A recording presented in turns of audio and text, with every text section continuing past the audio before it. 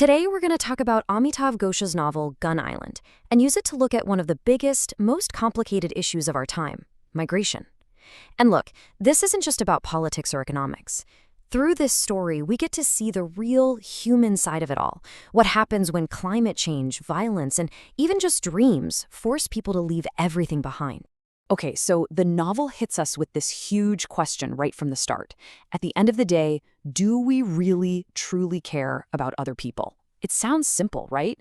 But the answer is anything but.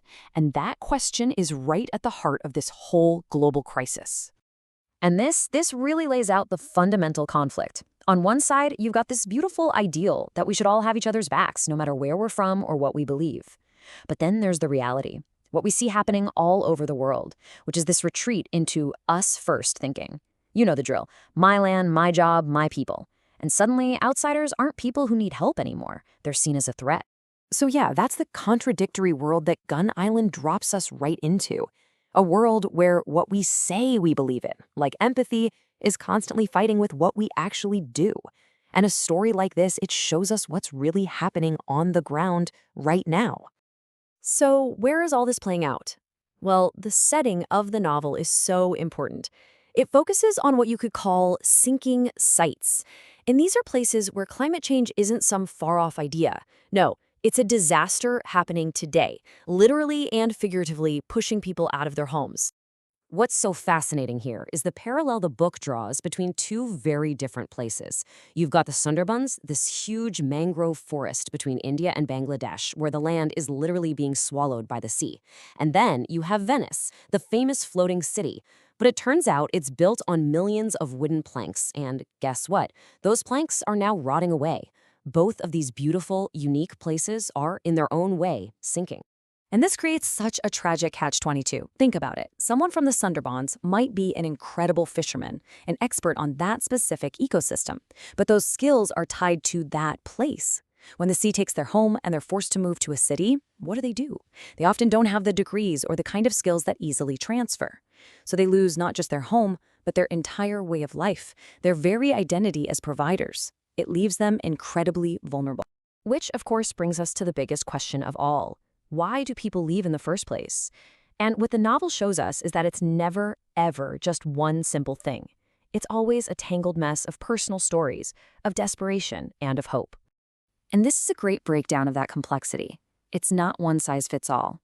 You have characters like Lubna Kala, who are running from a natural disaster. Then there's Kabir, fleeing communal violence. Rafi and Tipu are driven by raw economic need. But then you have someone like Palash, who's chasing a dream, an aspiration for a better life. And even Dinanath, who just feels this restlessness. It's the whole spectrum of human motivation.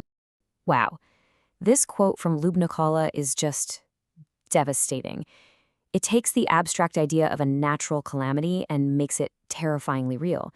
Can you imagine? Your home is flooded, you climb a tree to survive, and the tree is filled with snakes.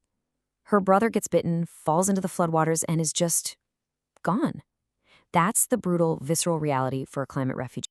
So you can really boil it down to two main forces. You've got the push, that's people like Kabir and Lubna, who are literally being pushed out of their homes by danger. For them, leaving is about survival, pure and simple. And then you have the pull. That's characters like Palash, who are being pulled toward this dream of the West, this kind of fantasy of a better, cleaner, cooler life, a fantasy often built from what they see on their phones. And this pull factor isn't entirely new. I love this quote from the narrator, Dinanath. He looks back at his own youth and realizes he was addicted to novels, stories about faraway places, and that's what made him want to see the world. He says it's basically the same way young people today are addicted to their phones.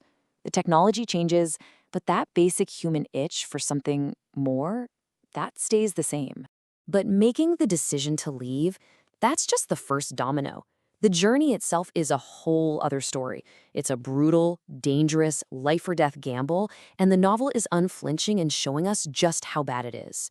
The book lays out this absolutely horrifying process. Step 1, you have to find a human trafficker, a dalal, and somehow pull together an insane amount of money.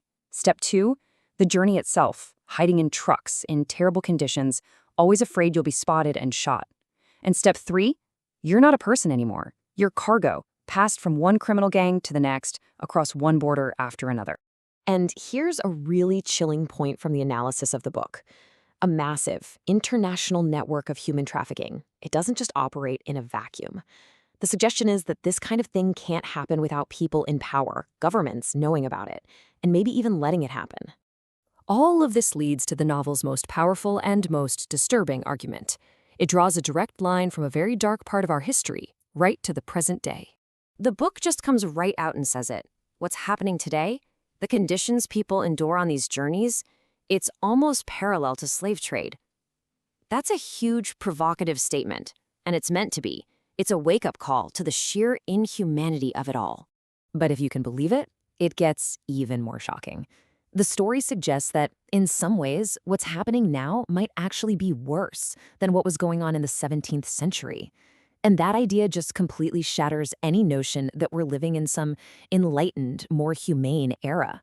It suggests that maybe we haven't learned anything at all. Which brings us all the way back to the beginning. By showing us these sinking lands, the desperate reasons people flee, and these unbelievably horrible journeys, Gun Island basically puts the question right back to us. In a world that's filled with crisis, what does it actually mean to be human? And what do we owe each other? That's the question the story leaves you with.